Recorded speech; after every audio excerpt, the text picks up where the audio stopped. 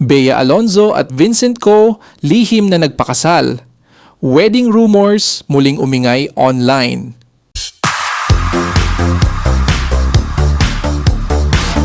Muling naging usap-usapan sa social media ang pangalan ng kapuso A-list actress na si Bea Alonzo at negosyanteng si Vincent Co matapos kumalat ang mga balibalitang tuluyan na umanong naidaos ang kanilang kasal noong gabi ng July 13 kahapon Lunes. Matatandaang noong Marso ngayong taon, naging malaking balita nang lumabas ang marriage bans ng dalawa sa St. Peter the Apostle Parish sa Paco, Manila. Dahil dito, marami ang naniwalang nalalapit nang ang lumagay sa tahimik ang aktres at ang Purigold CEO. Gayunman, nanatiling tikom ang bibig ni Bea at Vincent at hindi nila kinumpirma o pinabulaanan ang usap-usapan.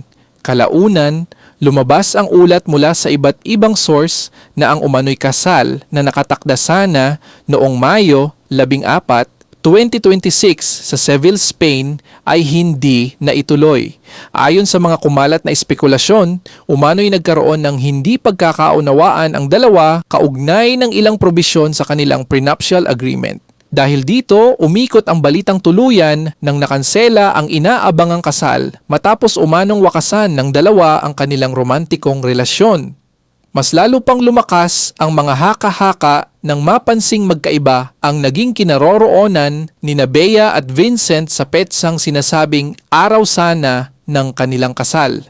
Nanatili si Vincent sa Pilipinas upang dumalo sa isang grocery convention kasama ang kanyang amang si retail tycoon Lucio Co, habang namataan naman si Bea sa Spain kasama ang kanyang pamilya bago bumalik sa Maynila upang pagtuunan ng pansin ang kanyang television comeback. Pagkaraan noon ay tila na nahimik na ang usapin tungkol sa kanilang relasyon. Ngunit kamakailan, muli na namang nabuhay ang isyong ito matapos ang isang post ng X, dating Twitter user na si Al Totti, na nagsabing, "Chika bukas, today ang broadcast. May ikakasal today at mamayang gabi ito mangyayari." Ang naturang post ay ni-retweet din ng kilalang showbiz page sa X na si Alt Inday Badiday na nagbahagi naman ng mas nakakaintrigang mensahe. Ayon sa ating mapagkakatiwalaang source, matutuloy na ang kasal. Nililito lang ang mga utaw sa araw ng kanilang I do, malay mo balang araw, dumating din yon.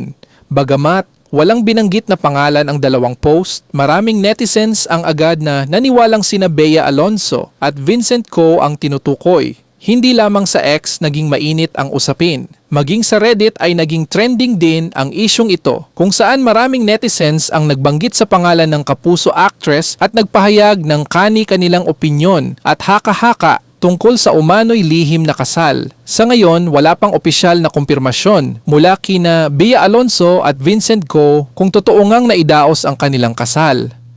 Kaya nananatiling espekulasyon ang lahat ng kumakalat na ulat hanggang sa magkaroon ng pahayag mula sa mismong kampo ng dalawa. Ano sa tingin ninyo? Sa palagay ba ninyo ay lihim na ngang nagpakasal sina Bea Alonzo at Vincent Co o isa lamang itong panibagong haka-haka sa social media? Ibahagi ang inyong opinyon sa comment section at huwag kalimutang i-like, i-share at mag-subscribe para sa iba pang pinakabagong balita sa mundo ng showbiz.